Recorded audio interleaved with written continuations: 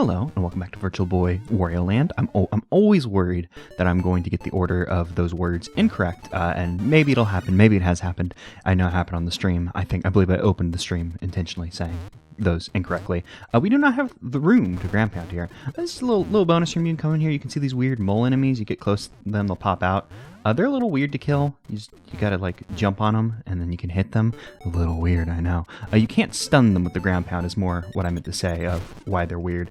Now this level's gonna be a little rough for you and I. Together we're going to have a little bit of a rough time here because the main mechanic of this level of Fruitsville is timing. We have to drop these watermelons on things in the background, which make things in the foreground happen. So we just drop the watermelons and then we destroy the big sleepy watermelon. Big sleepy watermelon cannot be destroyed. With our bull-like strength, we could, perhaps destroy other watermelons. But the sleepy watermelons, no. It would be rude to wake them up. So Wario will not wake them up because that's just the cool kind of dude he is. And also these rooms are a little scary. You fall in here and then you're like, how do I get out? But there's a hidden way. There's always like hidden blocks in those that you can get out. There's a button glowing in the background. I don't know.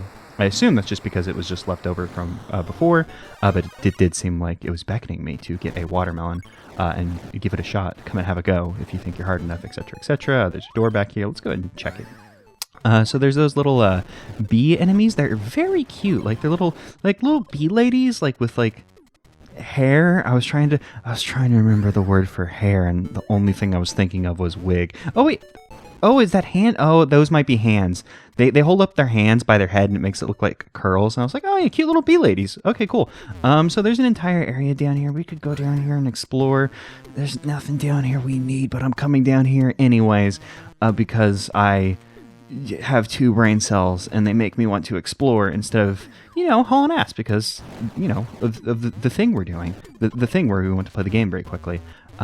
This is weird. I don't believe you can get to this eagle unless you leave this box here. So if you were to destroy this box, you wouldn't be able to get up to the eagle, and it would be an entire thing. Such a faux pas. Speaking of faux pas, that mask guy thought they could sneak up on us, get the better of us, but no, we are the King Dragon. King Dragon, we have a projectile.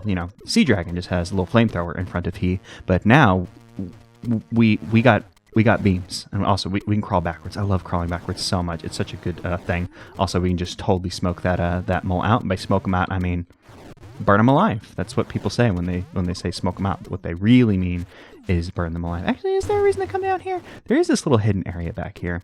I don't believe that there's anything all that important. Maybe like a 1-up. Yeah, I think there's a 1-up back here. But there's not like the key or like the entrance to the. I almost said the mini game to get the treasure, because the Wario Land games, sometimes you gotta do a mini game to do a treasure, not in this one. And I just want to reminisce a little bit on the stream. I know I've done that from time to time, and that could be a little alienating for people who didn't watch it, which I imagine most people didn't. It was a long time ago. That's all I had to say about that. Also, it was pink because of a different emulator I was using. But in this room, and I remember this room exactly because I got stuck in here for a while looking for what I thought would be secrets. I'm pretty sure it was this room. I feel like it was that room. And we'll just kill that mole just because I'm cruel, I suppose. In that room, it was, I believe that stream happened in 2015. It was a different world. And at some point in that room, we were talking about because I was conversing with the stream, the people, not the stream. I don't do streams, so I don't know the chat. Chat's what you call the people watching a stream. You don't call the people who are watching a stream the stream. They are not the stream.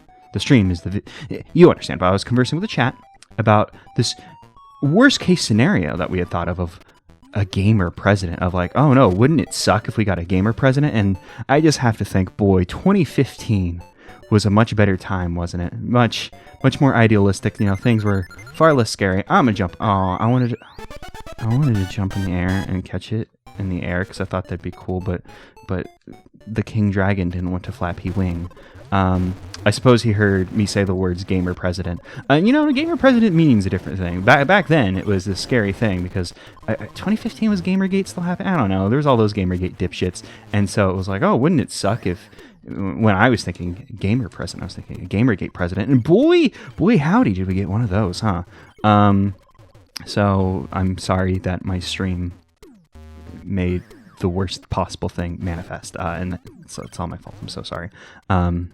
I voted against it. I promise you I did. But the thing I want to talk about is this game, and I just wanted to apologize for the horrible crime that I had committed. Maybe it was in this room. It was one of these rooms where Gamer President happened, and then, I'll never be able to sleep at night again. I believe it was the other one, though, because I was looking for secrets, and that other one felt like it had more room for secret potential.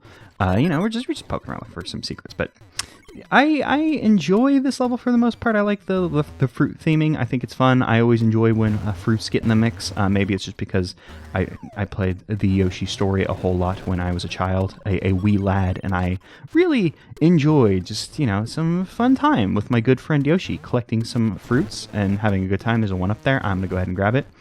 Because there's a few things that I tested in between episodes. It's a few things I wanted to mention. There was like a big line of coins in a room. I don't remember what level it was in the last episode, but there was a level in the last episode, a big line of coins. And I said, I don't know how you're supposed to get to that, because King Dragon, whenever you're flapping as King Dragon or Eagle, just doing the A flap, this one, you eventually start to get a bit of fall off.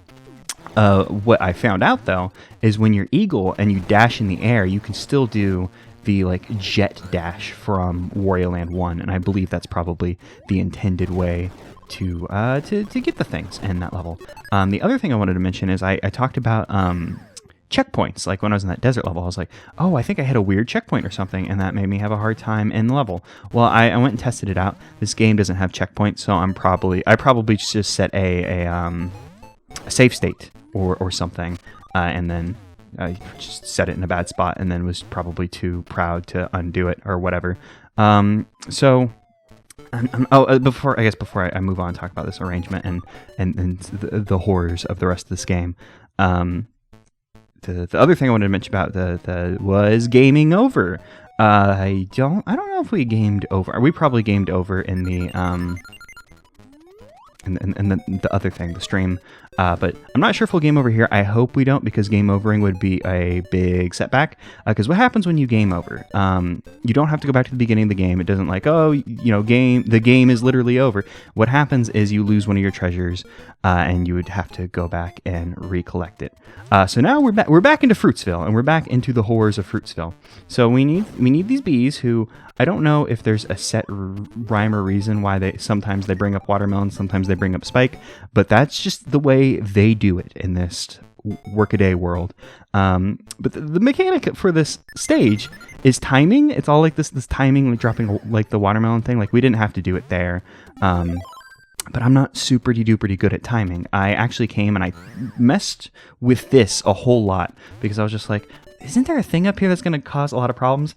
And I figured out the timing for that ahead of time before we began recording, because I do not have a good sense of timing. And that's going to really cause problems. That would have caused a lot of trouble right there. And it will cause trouble later on, is all I have to say about that. Just because, I don't know, I've just never had a great sense of timing or rhythm. I don't know how to do any musical instruments, which is weird, because I adore music, but I just, as a child, just never thought I should learn how to play music. And then by the time I was in high school, and I was like, I should learn how to play a music. And then I just didn't learn how to play a music. And now I've just continued to not, because I don't know. Where do you find the time to learn how to do a music? I ask you.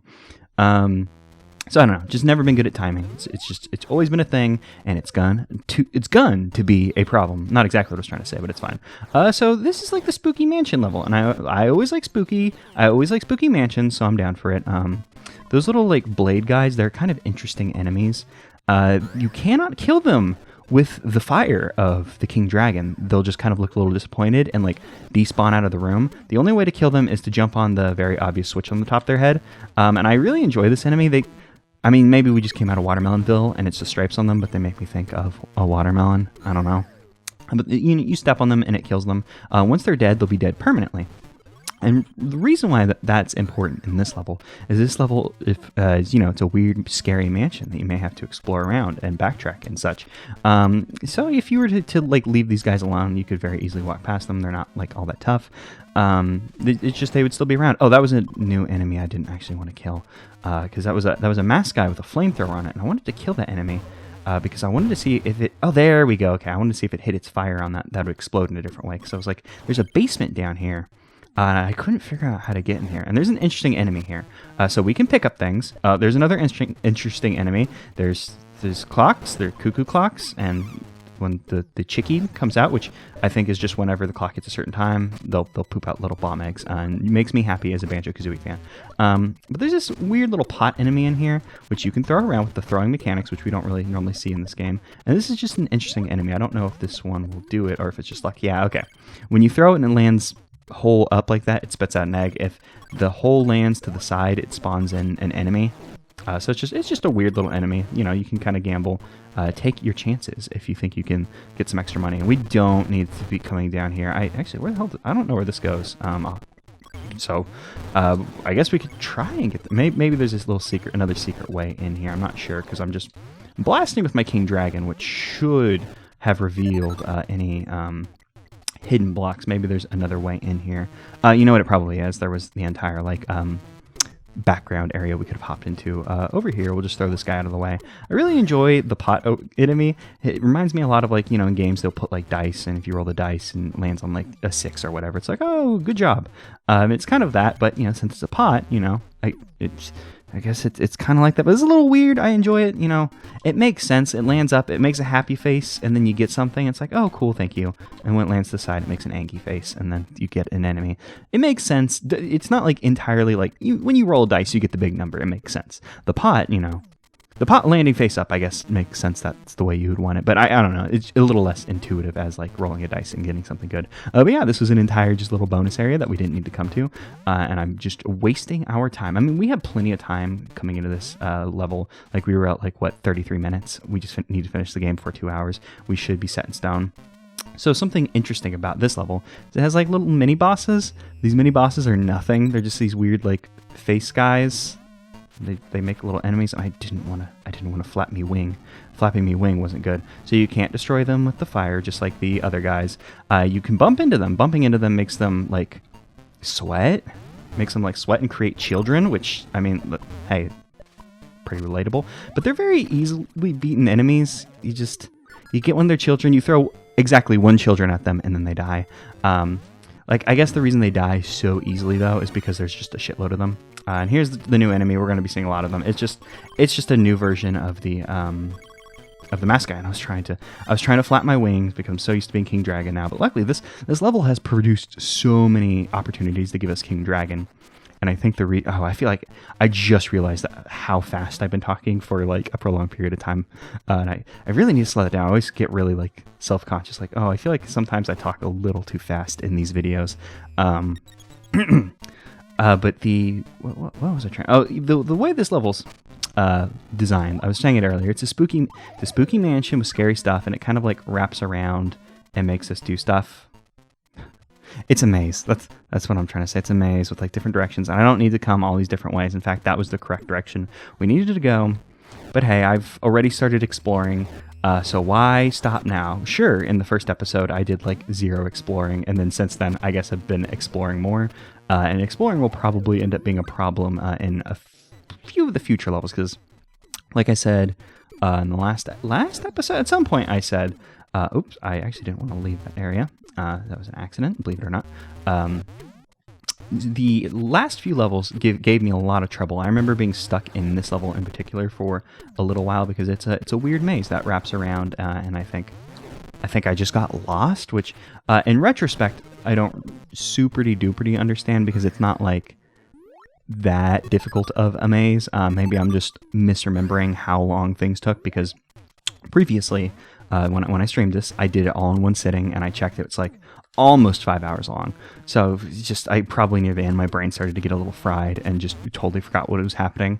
In fact, in the stream, while fighting the final boss, it hit a point where I was oh, I don't know if I can talk anymore. And I was actually about to say oh, stream over, can't beat the final boss. And then, hey, spoilers for a stream I did 5 years ago, but I actually managed to finish the game. Wow, surprise. But maybe I won't do it today because, like I said, if we game over, something bad. Well, I already told you what would happen if we game over. It'll just be annoying. We don't actually go anywhere from here, but we come in here, we get a 1-up, and then doing it, we still have to fight this guy. Not that it really matters. I mean, I could mess up at any moment and just accidentally bump my head on the spikes like I am wont to do, as we saw with the sandfish, who I was so surprised. Of course, you know, when you start like shit talking something in the game, like, oh, this one's easy, that's when things go wrong. Or things can also go wrong at any time if you're not prepared. So this level's kind of interesting. Like, it kind of presents itself as a pseudo maze, and I'm just not going to worry with that guy because we're not going to be coming back. It's kind of like a pseudo maze, not exactly, because, you know, there's like exactly like one right way, and there's just a bunch of dead ends. It's not very mazy on, like, you know, not a lot of twists and turns to the maze. It's just a little bit of a maze, and those chickadees came out. I don't know their name. They're cuckoo clocks. Whatever. We get horse. Thank you, horse. You know, the cuckoo clocks. They come out. They poop out their eggs. It makes me long for Banjo-Tooie. God, I really want to replay Banjo-Tooie. I have not played that game since I Let's Played it, and I've been craving some Banjo-Tooie. But alas, I just feel it in my bones that those games will get HD remasters, remakes, whatever, at some point soon. There's no way that they don't, with, you know, all the Crash Bandicoots and the big man, the big bird, not that one, in Smash. There's no way. Yeah, you know, it's a nice little level. I wish there were some more ghosty enemies. I mean, I suppose we have the mask guys who we know are scary underneath their mask. We are ultimately chasing down Demon Head, but the scary manner, not as scary as it could have been. I mean, I guess we have those face. I guess who's to say that those aren't ghosts? I don't know. So this level, actually, this is probably what gave me the most trouble, because it's not very maze-like on the whole, but the key is well hidden. We're going to start seeing levels with more well-hidden keys. I think there's at least one more, and they throw the key inside of this. You can kind of tell that something's different because, you know, the clock's going weird. But, you know, I don't exactly know what makes the chickens spawn in and do their chicken thing. So I don't know. That's about all I have to say about that. And ever since you know, going back and testing it and finding out that Game Overs gives us takes away one of our treasures, I had to motion my controller, like shake it at the screen to let my brain think. Ever since learning that, it made me realize that maybe collecting 1-ups could be important. Who would have guessed that in the end collecting 1-ups would be important? We come in here and there's just a little bonus room. We got another one of these dice pot men, the combinations for the King Dragon, which is just very nice. I guess they expected you to spend a lot of time in this level. Actually, that's something I want to talk about. I don't really understand why these levels are timed. I think the levels were timed in Wario Land 1, if I recall correctly. I think they were. I feel like that's just a weird holdover from, like, Mario games, but in that one, you know, like, the level, like, I believe, if I remember correctly, you get like 400 seconds, which you never really need that long in a level, even when you do the most exploring you can.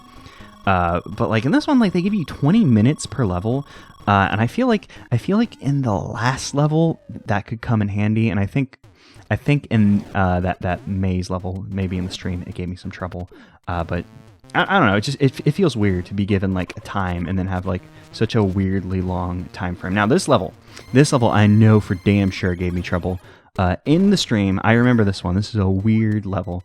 So this one I actually came and did testing for just to make sure I wouldn't have problems with it. Because this one has like some like, I don't want to say precision platforming, but more precise platforming than the game has expected you to do up until this point. So, you know, we got these little like flippers that like drop you into the fire and make you sad, just like so, if you wanted to see.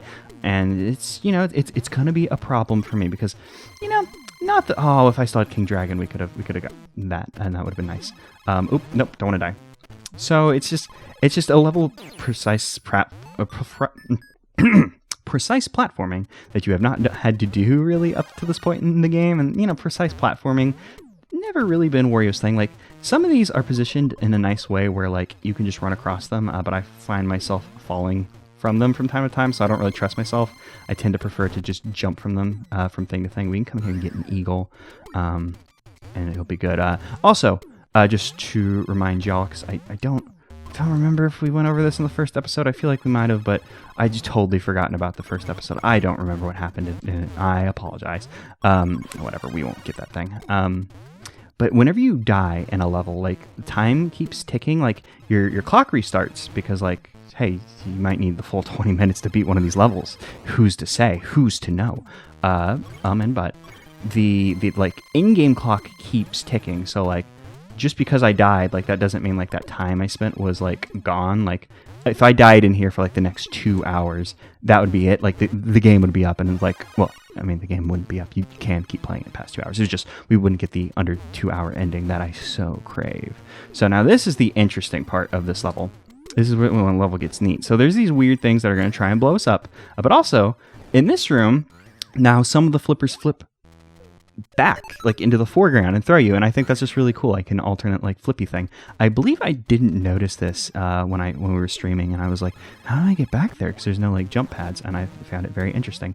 And I really shouldn't tempt fate with these like alternate rooms just because, I don't know, I'm just super bad at this. I want to try and give you all some tips and tricks, but like they're kind of tips and tricks that are just like kind of like obvious. Like if you're not super duper good at platforming, would be like, hey, maybe release the run button, and you can just make more precision jumps. Or if you want to pretend to be fast, you can jump. Okay, so this is gonna sound wild. You can jump while holding the run button, but then in the air let go of the run button, and Wario returns to like his like normal like movement speed. I shouldn't have waited for that thing, that's too slow. So you can kind of like get the best of both worlds and jump with the momentum of like a fast Wario, and get like the speed and the momentum and go far, and it'll be very cool and good, and your family will call you back. I'm so sorry, and you know, people will love you again. But then also get the like benefit of like slowing your roll and being able to do some precision jumps. But that's just some tips from me, someone who found themselves being surprisingly bad at the platforming in this game. And I don't want to blame the game or say like there's something weird with the game's platforming, because I don't think there is. I just don't think like I'm super pretty good at the precision platforming in this game. It's a little weird. So I feel like this room in particular, the background is the better part to come into, because hey, the treasure's back here. It's a little bit easier to finish the level in this part of the level in the background. Also, just because I don't want to forget about it before we leave. I really love that like little laser thing that like follows you into the background. Whenever it went into the background, like I'd seen it go into the background before, but I'd forgotten, and I still went, whoa, and it's so cool that the enemy's following you into the background. It's like totally taking advantage of like this game's gimmick. Wow, who would have guessed? But in the foreground, there are the ingredients to create a king dragon if you're hurting for power-ups. Speaking of hurting for power-ups, should I go? Nah, we'll be fine. And that was probably bad of me to hesitate there. Now I'm going to give this man too much respect, because these new mask guys, you know, they have the flamethrower on them. They also have spikes on their head. So I believe the spikes on their head would cause us some heartache if we were to step on them. I think it would hurt us, which, hey, being hurt, it's bad.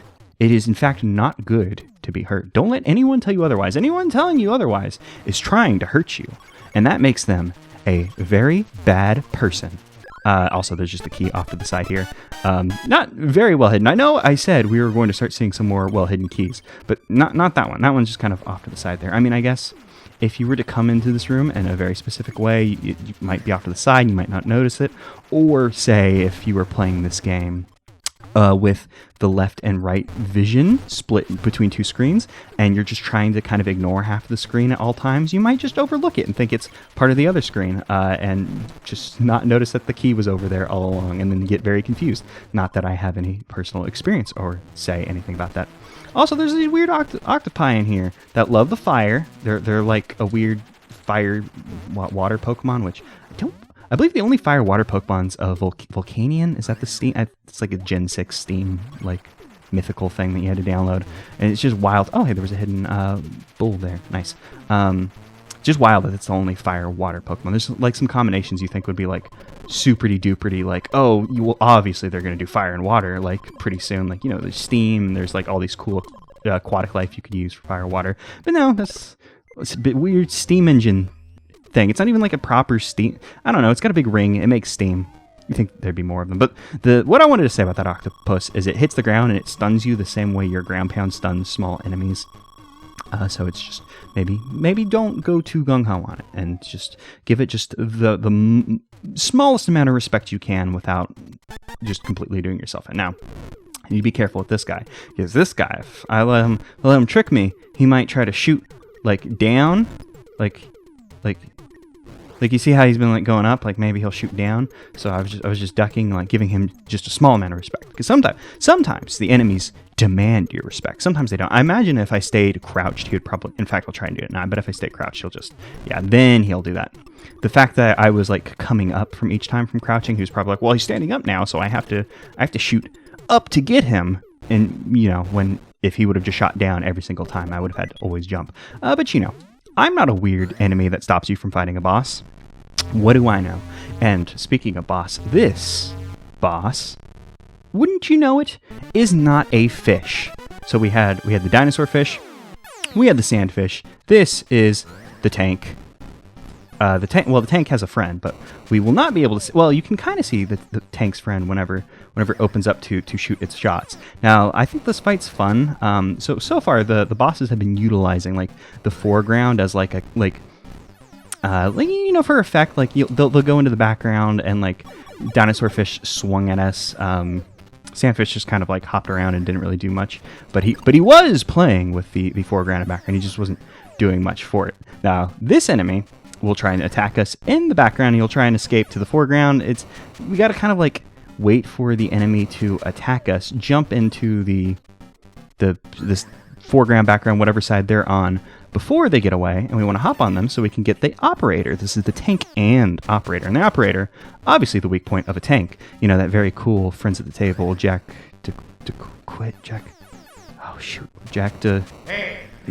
from Friends at the Table. I don't remember their last name, sorry. Very cool quote about what's the weak point of a mech. It's the fucking pilot. And, I'm not saying that, Jack from Friends at the Table played Virtual Boy Wario Land and thought, yes, here's a very cool quote I can bust out in the middle of a like tabletop role-playing game. But I'm just saying maybe Jack from Friends at the Table copied Virtual Boy Wario Land. Can we? Oh yeah, you could just punch this guy in the face. Oh, I didn't realize that because I'm so used to you having to jump on enemies. It's weird that he got me with like a little machine gun. Oh dang, and blast. And now I can't punch this guy in the face. I've been had. I just like that this enemy like tries to escape from you, and you have to like switch between the foreground and background. It's just fun that this mechanic's finally like being used in a boss fight. And also I'm just, I guess, doing a bad job at doing it. We've only hit it once because we died. I think you have to hit it 3 times. That would be like a normal video game like thing to have to hit it 3 times. Oh damn, I was hoping to land on it. Oh, maybe that's why it's jumping into the background, actually. I thought it jumped into the background to avoid being on the same plane as you, but maybe it was because I was trying to use and I just barely dodged all those. Maybe it's jumping into the background because I was using the jump pad to like try and get straight on top of it. And I jumped on the jump pad when I didn't want to, but I was gonna say, but the fool jumped straight towards me, but then they thought to get away. So that was hit number 2. So yes, we do need to do, who would have guessed, video game, probably 3 hits. It could have 4, it could have 5, it could juke us. Sometimes enemies in video games. Oh, nope, I thought it was going to do the machine gun shot for some reason. Luckily, I managed to dodge hits. Nope, it was 3. What do you know? It's a video game. You hit it 3 times, you're good.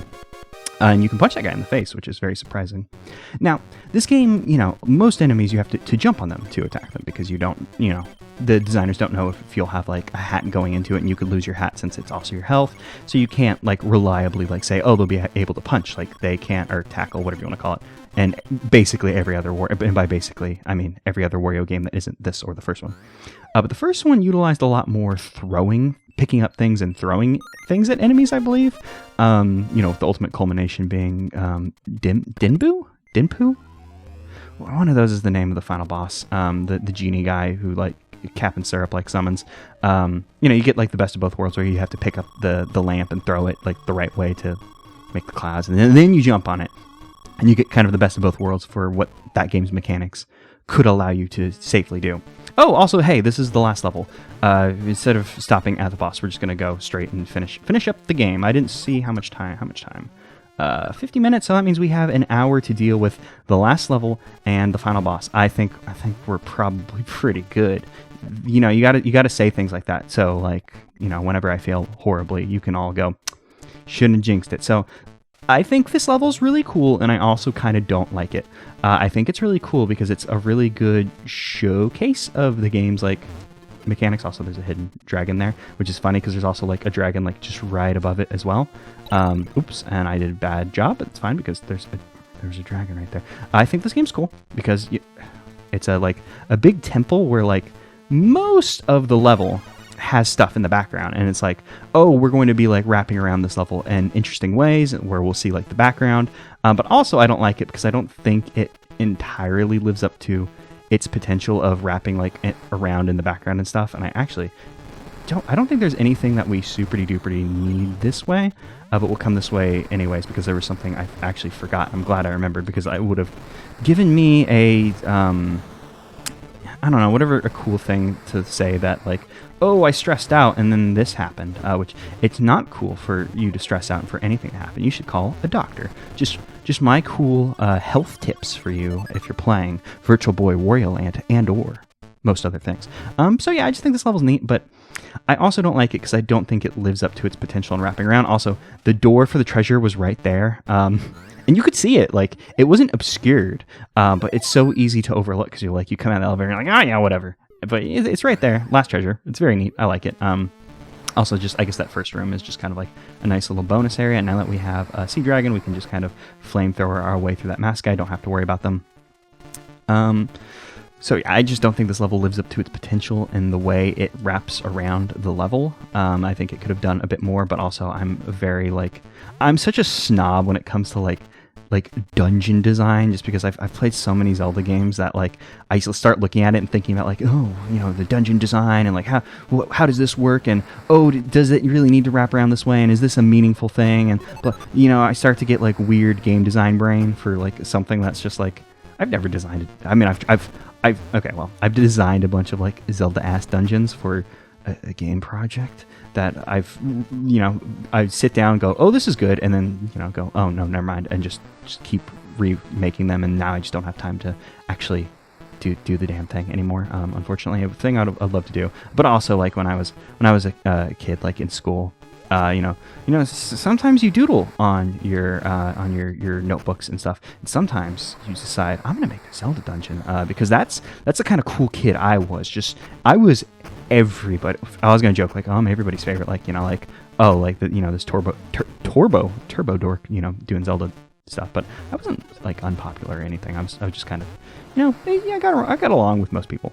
Also, there's a hidden recipe for King Dragon right there. So yeah, it's a neat little level. But now we're obviously in the oopsie-doops, and in the final hallway. It goes quiet. We see these what do you call spike balls like this? I feel like there's a special name for it. It's not like a flail or a mace, like, because those are specifically the weapons, but I feel like spike balls on a swinging thing, some Sims Fortress bullshit, obviously, this is the last hallway of the game because, it harkens back to the first hallway of the game. No, it's just like that. I don't know why they put that hallway there. It goes quiet. You get your first, oh, damn it, I'm an idiot.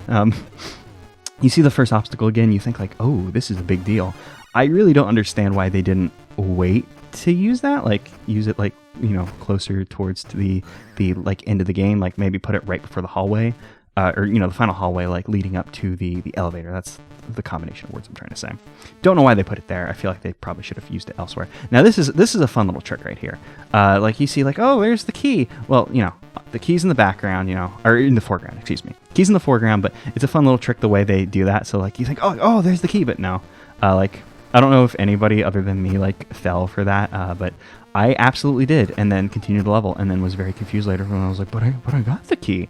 But no, we got to do a little bit more to get the key. There are two doors. The first door will lead you to the key, and it's very easy. Like, yeah, you just go in that first door, you come down, you get the key. Now, the downside is we now have to backtrack back through the level to get to that point. I don't believe that there is a shortcut you can open up or anything like that, which, like I was saying, I'm a snob about, like, dungeon design and stuff. And just like inherently a shortcut of some sort, a shortcut of some sort wouldn't improve upon this level. Like I suppose the idea is like, you made it through, like they even give you like the recipes, the ingredients. I don't know why I keep where can I go in? You know, the correct power-ups to get a king dragon if you know they're there. So, you know, you can kind of ease your burden. But you just got to go back through the same level again with not much of a change.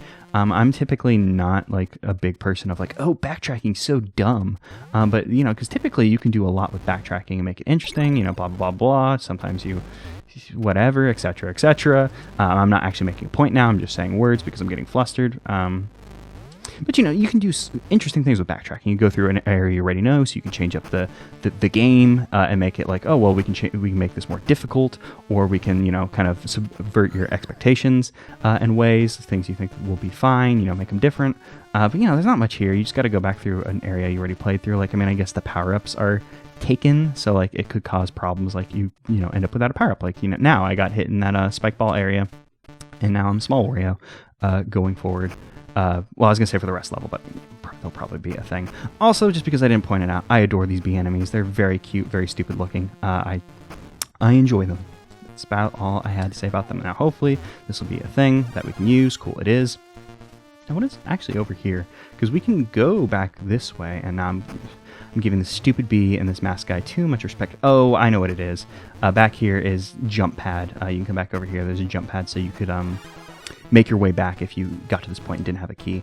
So yeah, I just don't understand. I feel like they probably should have reordered the way these hallways were, like the one with the like spiked balls where it was very quiet and such. I feel like it would have been very good to swap them. Oh, and there's no aquatic mammal there for us at the end. Normally they're there when you first pass through the game area. Okay. So we're probably pretty good. We have 20 lives. All we have left is the final boss. We got all the things. So as long as I don't die 20 times against the final boss, we will not game over and have to backtrack. Because even if we have to backtrack and go pick up a treasure, it's not the end of the world.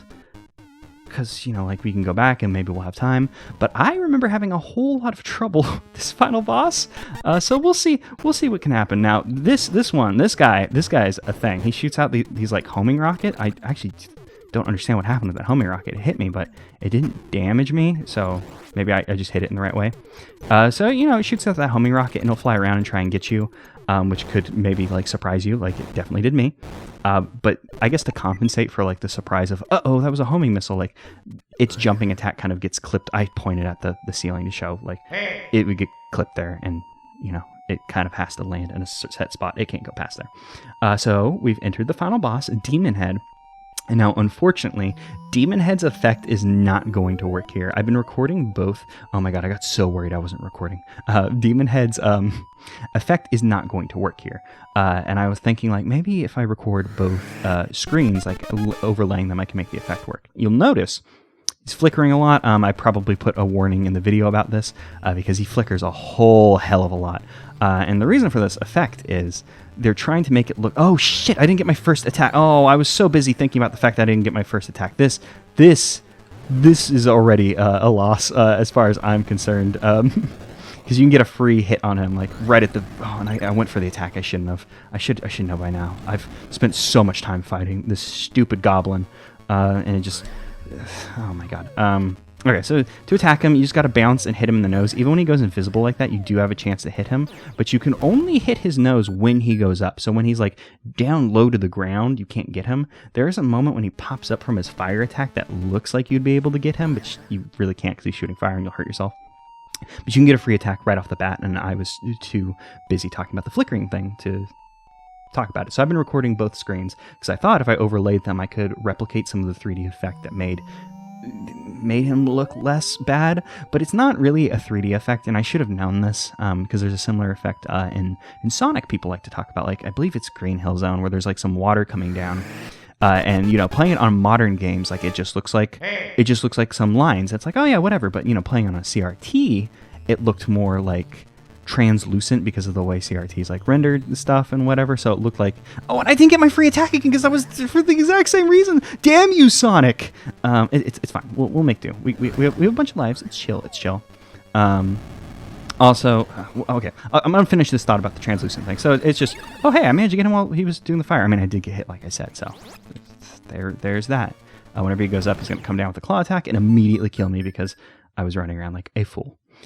So I feel like it's probably a similar thing with the display on the Virtual Boy like headset. Like I'm guessing like the way it rendered was probably more akin to a CRT than, you know, rendering like the just straight pixel data or whatever the hell you want to call it with the simulation. Flat screen, blah, blah, blah, blah, blah, whatever computer monitor, you know, it's different. So I imagine on an original hardware, Demon Head probably looked more translucent as opposed to as flickery as he is. It's a little strange, and I'm going to get the first hit this time because I hate you, Demon Head. I think we have to hit Demon Head 5 times, if I recall correctly, which maybe I don't. So as you can see, the gimmick with Demon Head is you can like go between the foreground and the background, and now you don't want to make the mistake of thinking like, oh, I should be jumping into the foreground a whole lot. It's fine from time to time as like a defensive thing, but I don't recommend it using it defensively all that much. So make sure when you want to jump, if you want to jump like not into the background, that Wario is facing left or right and not facing the foreground, because you're facing the foreground, you're going to jump into the foreground and it's going to make you sad. So the thing with Demon Head that's a problem for me is, as you remember, I mentioned in the Watermelon Bill, timing's an issue for me. And I kind of have a hard time landing these hits. You can land the hits after he goes invisible if you're good. I'm just not. So my timing's not super duper great. I'm going to hop in the background, even though I suggested not doing it too much as a defensive thing, just because it can be a little difficult to know exactly where he's going to land. We don't want to get too gung-ho with running around and immediately get clipped like that because I wasn't fast enough, and he laughs at you because he's Demon Head. He can do what he wants. He's the boss. So I think that's about it with Demon Head. You know, has he done the claw swipe where it goes? I was gonna make the noise, but that would be really annoying. But it does like a ringing noise, and then he like swipes his claw, and you got to jump over it. But yeah, so this is an interesting boss fight. I think it's less of a creative use of foreground background than a tank and operator, where you actually go back into it. It's neat, like, oh, I can hop between the foreground and the background, but the background is like a trampoline, like I guess we're on trampolines or something, like maybe like it's like drums, like Bongo. I was trying to remember Bongo Bongo's name, but also my brain was like, oh, I didn't get my free hit. Oh man, why do I keep doing this? I was combining Bongo Bongo's name in my brain with Oingo Boingo, and I almost called him Ongo Bongo, which not a bad name, I guess, but not a good one either. Oh, and I jumped in the background like I said not to. Like, see, that would have killed me if I hadn't gotten lucky there. Luckily, I did hit him in the face, so that's good. Just do some victory crawls, and I'm just going to go ahead and jump in the background, just so I don't get clipped with a claw, just because I think that's probably the best use of jumping into the background during this fight. Is he going to do fire? Nope, he's doing claws, and I shouldn't jump into the background. Maybe jumping into the background for claws is the best time to do it, because I think... Oh, no. Well, I can't really blame... There we go. That's his like swiping attack. I feel like he did that before. Right there. Nope. Also, I feel like the hitbox on Demon Head's a little finicky. Oh, and damn, that happens a lot too, where I end up like bouncing. You hit him in the back of the head, and you kind of get stuck in the background, and then it feels bad because it's like, no, he's vulnerable now, and I keep hitting him in the back of the head instead of the front of the head. I want to hit him in his nose because obviously his nose is his weak point because it's not flickering. So it would be like the only solid part of his body, which a little weird that they were like, yeah, his nose, I guess. I mean, whatever. Like, it's also interesting to me that Demon Head doesn't wear a mask, especially like if you look at the... Damn it! Why did I do that? If you look at the insignia, like the one right there, I don't know why I pointed at it, but that insignia has been all over the place. You think Demon Head would wear a mask and you would knock it off, and then it'd be like, oh no, he's scary like the mask guys. I mean, I guess like ultimately, Wario Land 4 did that with the Golden Diva as well. But it's just very interesting to me that Mask Guy doesn't wear a mask. Or Mask Guy. Mask Guy does wear a mask. Demon Head does not wear a mask. I mean, Demon Head, he's not Demon Mask. He's not Mask Head. But I don't know. It's just strange to me. I mean, I guess maybe the idea is like that his followers wear a mask that represents him. So they're like, yeah, bro, like you can tell that we follow Demon Head because we wear a Demon Head mask, even though Demon Head doesn't wear a Demon Head mask. Sometimes bosses don't do the same things their employees do. Weird.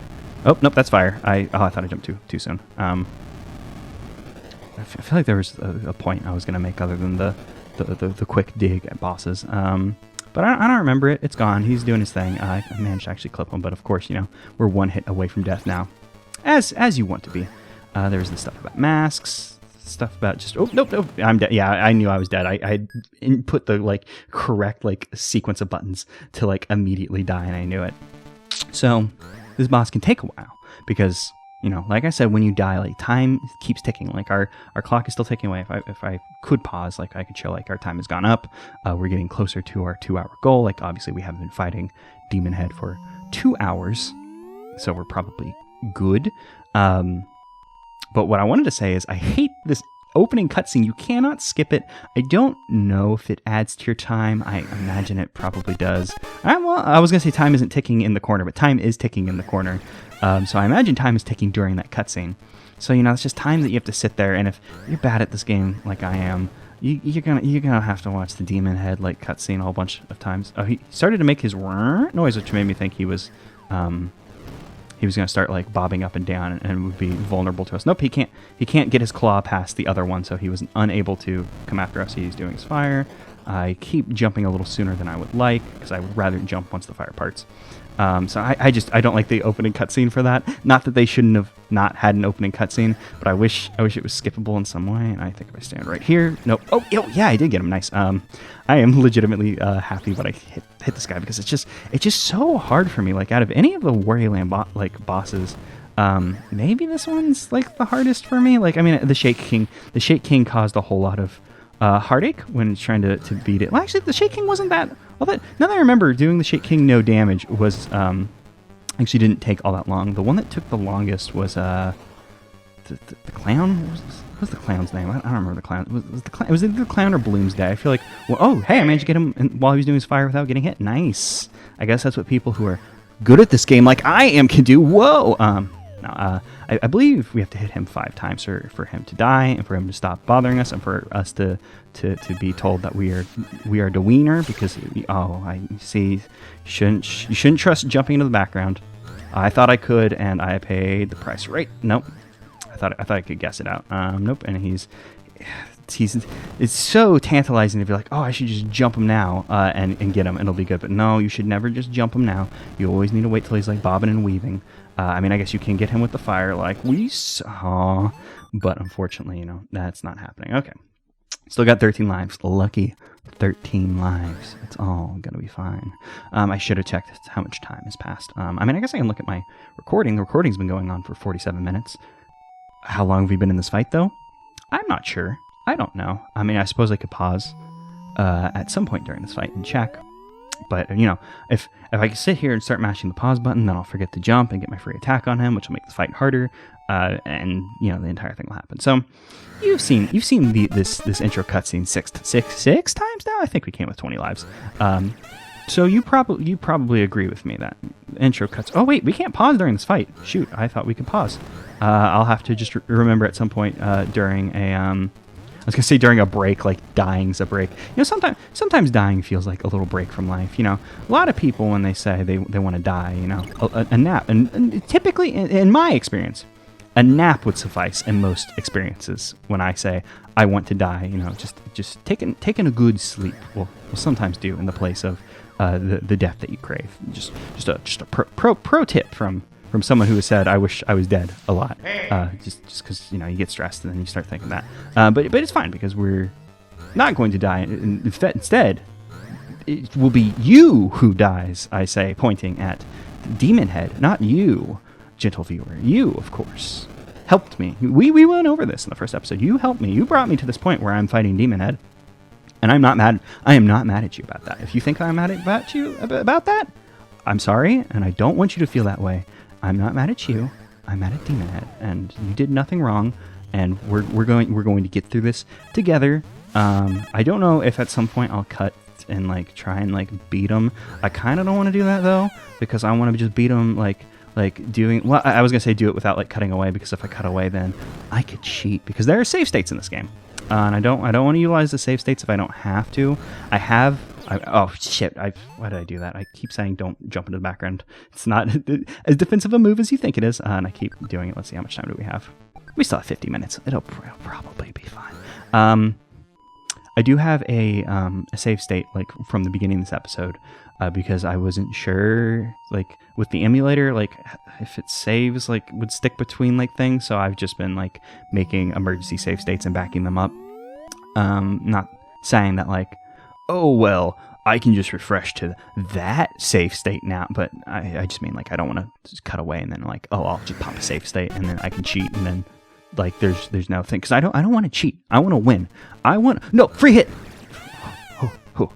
I want to win. I mean, I suppose I could cut away and then just like fast forward it and then like y'all see like everything. And I mean, there's still time to like doctor it because you know I don't want to brag, but I've been editing videos for a while and I could probably doctor it and then like y'all would never know.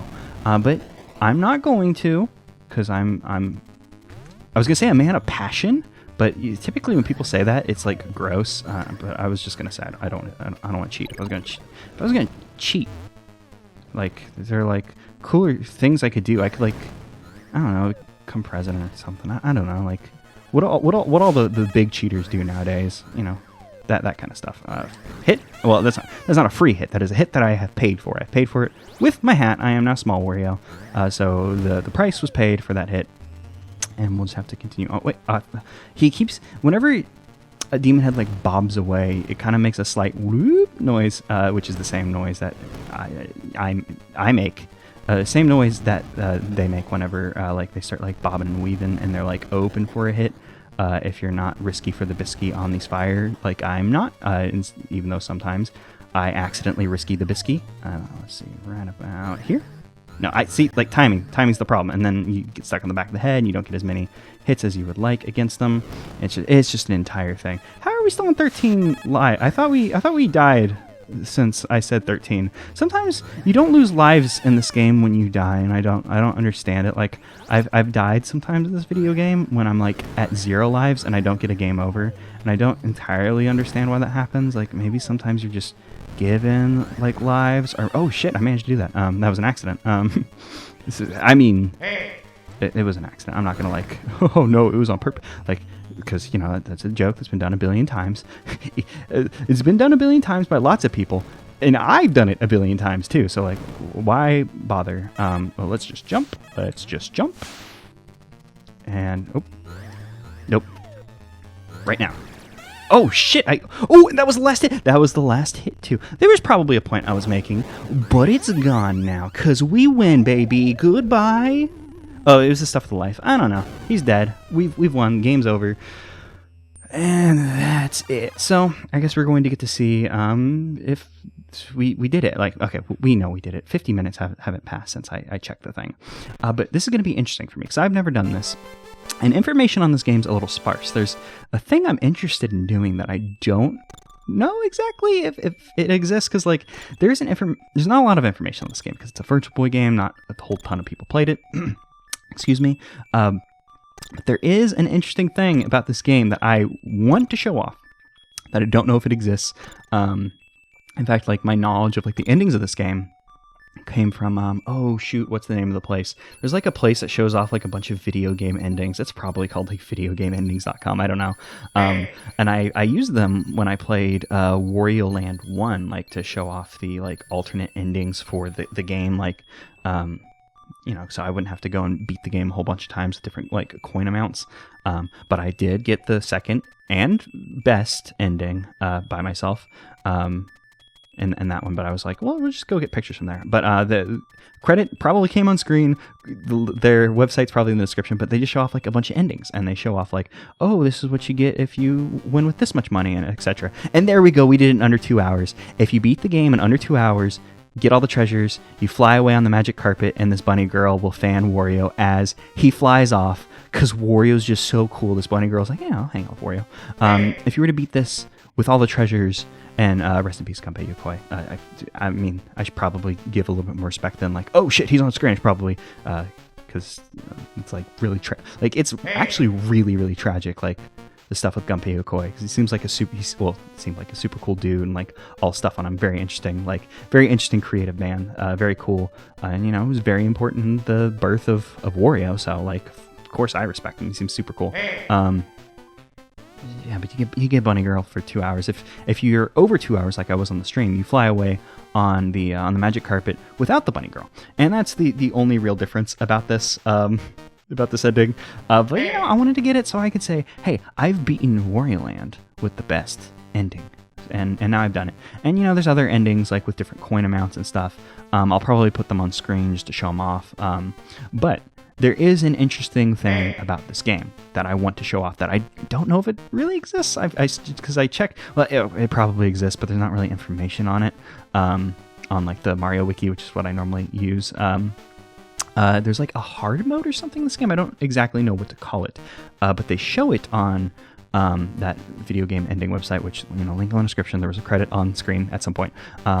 They mentioned like, oh, there's a hard mode for the game. And these are, I believe there's only like one different ending for the hard mode, or one difference. I don't remember off the top of my head. But I would like to do an entire playthrough on hard mode if it actually exists, which I just bit my tongue, which I'm sure it probably does. It's just, there's not information on the wiki. And the Mario Wiki has been like my bread and butter for all of these Let's Plays. I didn't really talk a whole lot about this game, but I like Wario. Well, I like Wario Land, pretty obviously. I really like Virtual Boy Wario Land. I think it's really good. I love it a lot. That being said, the Wario Land games come in pairs. They got their like sister. Oh, do I get to? Oh, hell yeah! I got to push the buttons to do that. That was nice. That was cool. I like that. They come in pairs. You got your sister games like Wario Land. Super Mario Land 3 is this game's sister game. And if I had to compare them, I think that this game has like some improvements over it. Like I like a lot of like the the control changes. The change of the power ups. They're fine. Like I don't think either one is better. I like combining the power ups. I think that's a cool idea. But I think I like Wario Land 1 more. Oh, hey, yeah. So this probably does hard mode, because now instead of bats, we have like the little angels, little fairies. That'll probably grant us hard mode. Super cool and good. So there'll be one more episode of this. It'll be like an entire playthrough of hard mode, probably from beginning to end, because who cares? The world is ending. We can do whatever we want. Hooray! So we'll be going with these fairies instead of one of these little cuties. I guess, in the next episode. But I like this game a lot. I think I like Wario Land 1 more. I like the structure of the game more. I don't want to say there's more levels and I like it more, but there's just a lot of like more ideas. Like in the first one, like you get your like, this game gets in, gets out, which I can appreciate. I like the art in this game. Wario's sprite isn't as endearing. Like his sprite's probably better, but I really love the Wario Land sprite. I love his big doofy face in that game. That other game has Captain Syrup, who should be in Super Smash Brothers. I'm so sorry. I shouldn't ask Sakurai for anything more, but that's basically the only thing that I could think that I want in this game at this point. I don't care. Sakurai could kill me and I would still thank him. But hey, I think this game's cool. Maybe my least favorite Wario Land game, just because, like, I don't know, like, I really like the transformation-based Warios. So, that kind of puts Wario Land 1, Virtual Boy, at a bit of a disadvantage. But I really love this game. I think it's super cool, super good. So that's it. That's my thoughts on the game. Until next time when we do hard mode, expert mode, fairy mode, who knows what to call it. I do not at this point in time. Thanks, Mario Wiki. I shouldn't say that. Mario Wiki has a lot of cool information, so I don't want to throw shade or anything. Also, next time I'm debating doing it in Virtual Boy Red Scale, and there's nothing you can do to stop